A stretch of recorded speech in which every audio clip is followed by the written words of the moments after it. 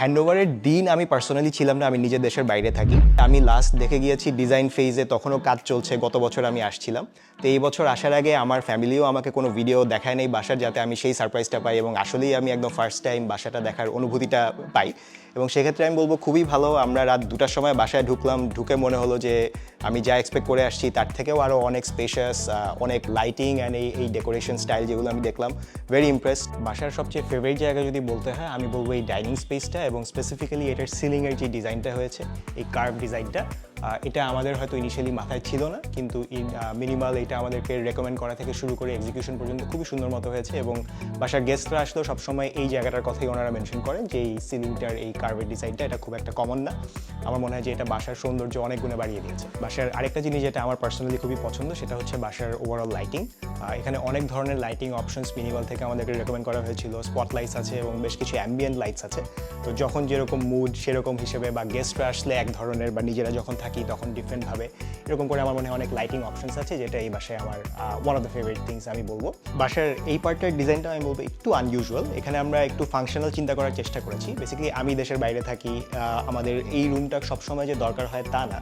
তো এই জন্য আমার মা সবসময় চাইতেন যে এটাকে একটা ওপেন স্পেস হিসেবে ইউজ করার জন্য, যখন এখানে থাকার প্রয়োজন হবে না, আবার যখন কেউ এখানে থাকতে আসবে, বা আমি যে এখন চলে এসেছি, তখন এখানে আমরা একটা বেশ ফাংশনাল বেড ইউজ করার চেষ্টা করেছি। এটা 2 পার্টস, এটাকে আমরা যখন কেউ এখানে থাকেন না তখন এটাকে একটা ডিভান হিসেবে ইউজ করতে পারি, আবার অন্য সময় এটা একটা ফুল অন বেড হয়ে যায়। স্ট্রাকচারাল ডিজাইনে কীভাবে মিনিমালের রেকমেন্ডেশন নিয়ে আমরা আরও লাভবান হয়েছি, আপনি যদি এই জায়গাটা দেখেন, ইনিশিয়ালি আমাদের প্ল্যান ছিল এই ওয়ালটা পুরাটাই এখানে চলে আসবে এবং রুমটা শুরু হবে আরও ভিতর থেকে। দরজাটা বেসিক্যালি হবে যেখানে এই ক্যাবিনেটটা আমরা দেখতে পাচ্ছি এখানে। এই ওয়ালটা ইনিশিয়ালি প্ল্যান ছিল এখান থেকে স্ট্রেইট পুরোটা চলে যাবে এবং ওই রুমের ওয়াল হবে এটাই। ওনারা আরও যেটা ভালো একটা জিনিস করতে পারলেন, ওনারা they could fit in this cabinet here as well, যেটা আমাদের আরও স্টোরেজ স্পেসও বাড়িয়ে দিয়েছে। এবং সেক্ষেত্রে বাথরুমের দরজাটা হয়তো আগে এখানে না হয়ে আর একটু ভিতরে হওয়ার কথা ছিল, সেখানে ওনারা এই সাইডের দরজাটা নিয়ে আসলেন। এখানে we could fit in a mirror as well, এটা আমার বোনের রুম, সে এটা খুবই পছন্দ করে এই মিররটা এবং এটার ডিজাইনটা। এই সেম বিল্ডিংয়ে আমাদের আরও মাল্টিপল ফ্যামিলি ফ্ল্যাটস আছে, তারাও আমাদের বাসায় এসে অনেক সময় বলেন যে আপনাদের বাসাটা সেম স্কোয়ার ফুটেজ কিন্তু অনেক বেশি স্পেশাস লাগে, এবং ডিজাইন দেখলে মনে হয় এটা 2 ইউনিট নিয়ে করা, যেখানে আসলে এটা জাস্ট একটা ইউনিট নিয়ে করা। তো এটা শুরু থেকে, আমি এবার দেশে আসার পর থেকে সবার থেকে এই ফিডব্যাকটা পাচ্ছি, এবং অবশ্যই সেটা শুনতে খুবই পজিটিভ একটা ফিলিং হয়।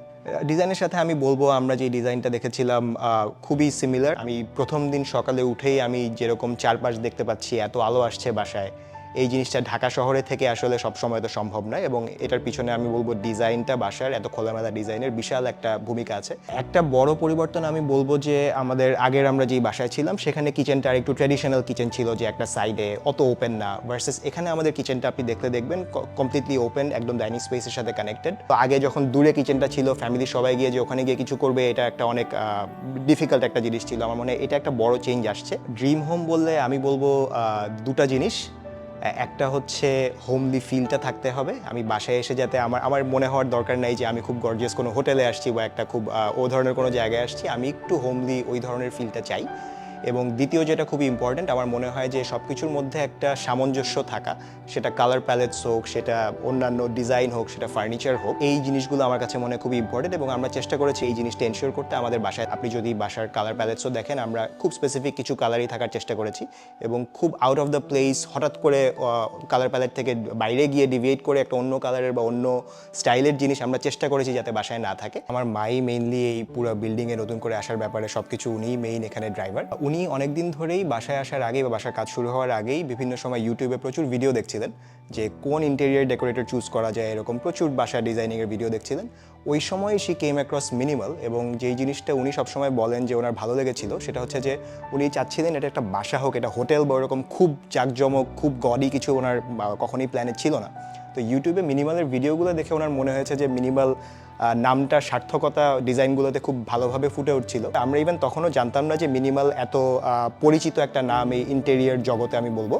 পরে আমরা যখন মিনিমালের সাথে যোগাযোগ শুরু করলাম এবং আমাদের বন্ধুবান্ধব বা আমাদের ফ্যামিলিকে জানালাম, তখন তারাও বললো they are very familiar with minimal and their work. তো এটা শুনে আমরা আরও কনফিডেন্স পেলাম যে না, মিনিমালের সাথে এই কাজটা করা যায় এবং আমরা we can take this forward. আমি সবসময়ই সবাইকে খুবই রেকমেন্ড করে যাচ্ছি এবং সামনেও করব যে এই ধরনের ডিজাইন, এই ধরনের স্টাইলটা যদি কেউ চান, তাহলে minimal is one of the best options ঢাকাতে।